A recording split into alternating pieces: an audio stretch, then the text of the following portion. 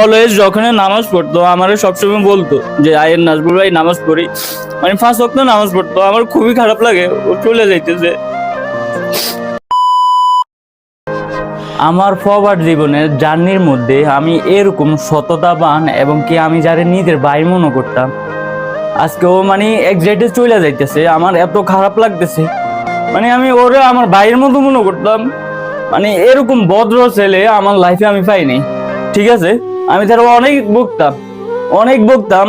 এত সততাবান, 5 ওয়াক্ত নামাজ পড়তো, মানে আমার কলিজাটা আজকে ফাটি দিতেছে পর্যন্ত। হয়তো কিছু করতে পারবো না কারণ ও এক্সাইটে যাইতেছে।